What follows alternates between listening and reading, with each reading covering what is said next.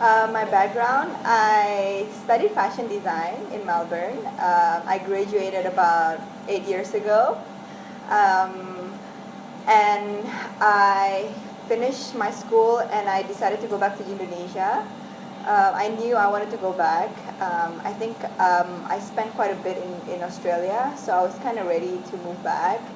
So my brother at that time was setting up Potato Head in Pacific Place, and he asked me, "Do you want to help out a bit, with the uniforms? Because you studied fashion, and maybe you can help, with the designs." So I helped with him. I helped him for about 3 months, and it was quite intense because I never worked in Indonesia, and dealing with suppliers and the administrations and just the whole environment of it. I think it was quite a shock to me, the way the system works. In the end, I did finish the job and they opened. It was successful, but I was quite traumatized by the experience. So I decided, you know what, I don't think I want to work anymore in this sort of industry, or even in Indonesia. So I left for Europe, did a few months there backpacking, and I came back to Australia. And by that time, my brother called me up again, and he's like, "I've got another position for you. It's not designing; it's more marketing and events. Maybe you're interested." And I was like, "There's no way I'm going back there, And he's like, "We really need someone there." So I was like, "Okay, well," I was making, I studied desserts at that time in Paris. So I'm like, "Okay, if I can sell my macaroons that I was making, then I'll probably go back. Fine."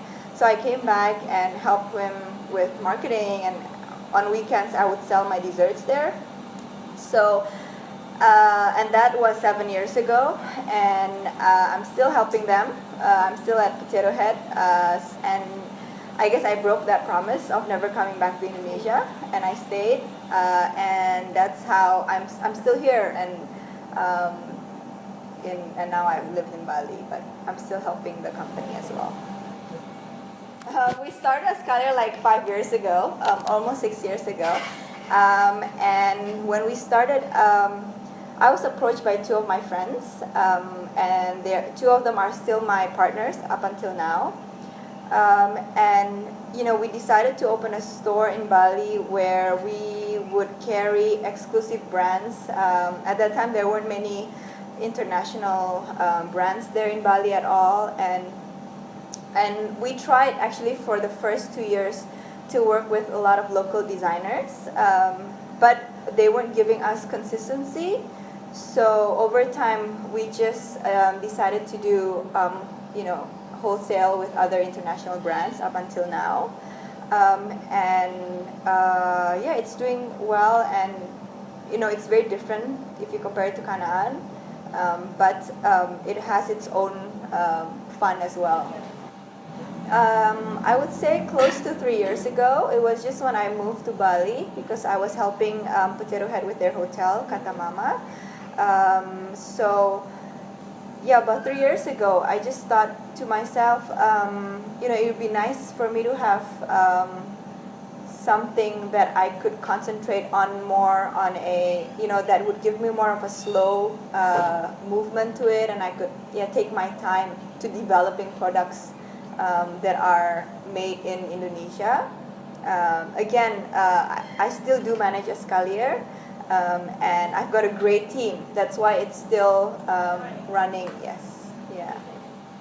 I think the correlation is, I think Canaan is like the antithesis of Escalier, because I think once you are running, high fashion, the season change, and you get into such a cycle of buying, and then selling, and then you do sales, you do, you go into the cycle of it, and it becomes like an operational thing, and the fun is only when you buy, or not when you buy, but when you see a brand, when you see like a nice clothing or something unique that that's like the fun of it. But the rest of the time, you're really just doing the operational day-to-day managing. When you buy, there's a lot of admin to it.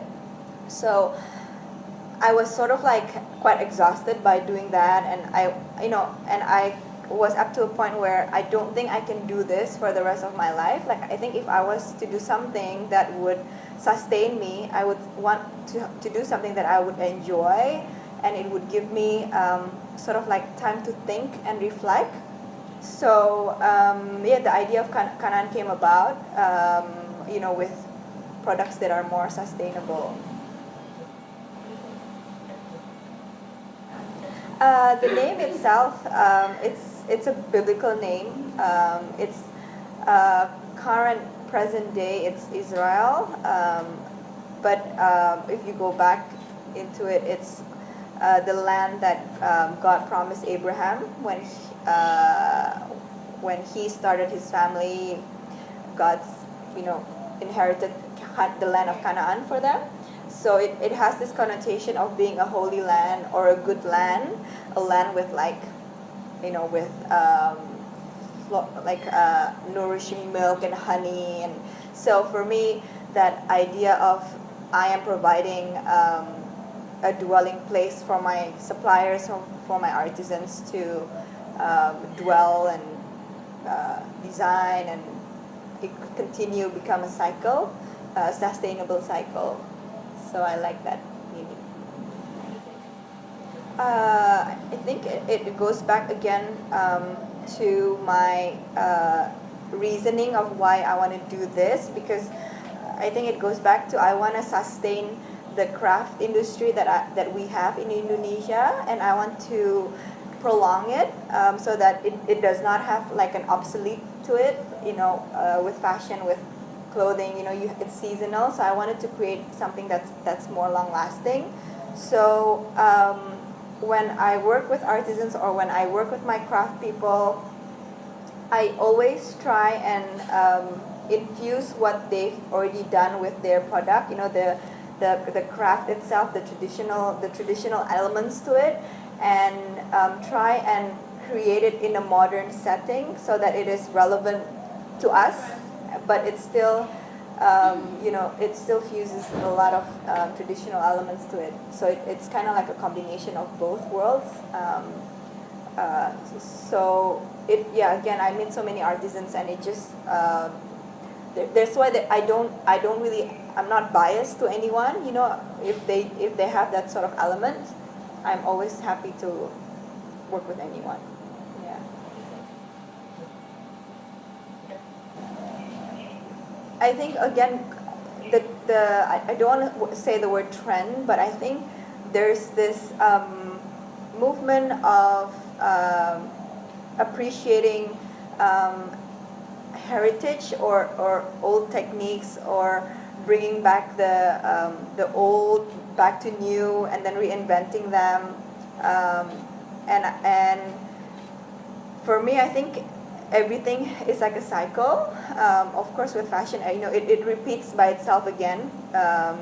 Whatever was trendy like 30 years ago would come back like in 50 years time, or things like that. So I feel I'm in a cycle as well, and I think that it's currently relevant to me to bring them back into the current youngsters, or people that are younger to me or older to me, that they could appreciate it as well, because I feel that it's kind of relevant right now. These days, the word in itself can mean a lot. Of course, the word itself, it means something that you can prolong and that it can last.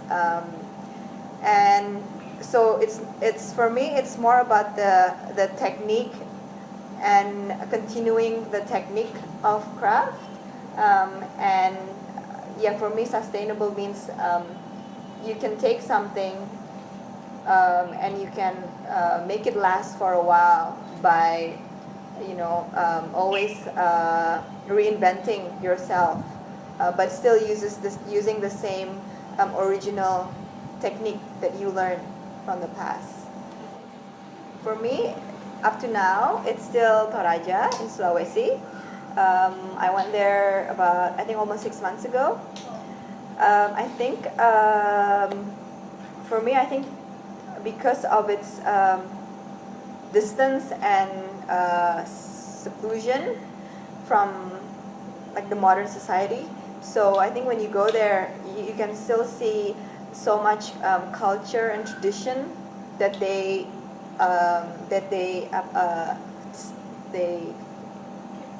keep for themselves, or they hold on to. Yet at the same time, like 80% of the population are Christians, but they are still so richly embedded in their culture and traditions and history, that for me to see that was quite interesting. And of course, it's beautiful, like the scenery, the nature, and the people are so welcoming. So yeah, it's a lot of everything for me. I think the people, for sure. I think some people have different ways of opening themselves, and I'm always so intrigued and always so curious to meet new people, because you never know how in the future you can do something together, or the connection that you have with people. I think that's always important. So I think with Toraja itself, if the people were like not very nice, or that I wouldn't feel very welcome. So again, I think Indonesia in itself are very friendly people, and especially in Toraja, I feel even though they hold on a lot to their tradition, and they respect their ancestors and all that, but they were so welcoming to strangers, and they would bring them inside there. Totally vice versa. I do feel that my style change all the time, like always changing, always evolving. So, but of course, I think Canaan more so inspires me than I inspire Canaan. So I feel like it gives me more of a understanding of what I like. Yeah. So yeah, that's interesting though. I think for Canaan, I'll answer that one first. I am always trying to evolve it, and I do want it to become a platform of people to connect. The store is a facade of what we do. It's more about the relationship that I have with the craft people, and how they could enter like the international scene, or they could again cross-pollinate with other designers. So right now I'm looking, I kind of got a space where it's more of a co-working space of artisans who can use the space when they travel to Bali. They want to work in Bali, they want to try and use the resources that we have. So I'm providing a space for them where they could work, and where they could meet other artisans, other designers. So that's sort of the near future of Canaan. I don't intend to sort of like open like 100 of stores. That's not really my intention. It's more to just make it sustainable in a way. Something that's also close to where I live, which is in Bali. So yeah. Why not Jakarta? Why not Jakarta? Well, not yet. Maybe it's not yet. Yeah. I think before I think the young people or people like us aren't still yet into products like that. I think it's starting to change. So if there's the opportunity next time, not now, I'll explore it. Yeah. Okay. I think that's it for now. Thank you. Thank you. Thank you.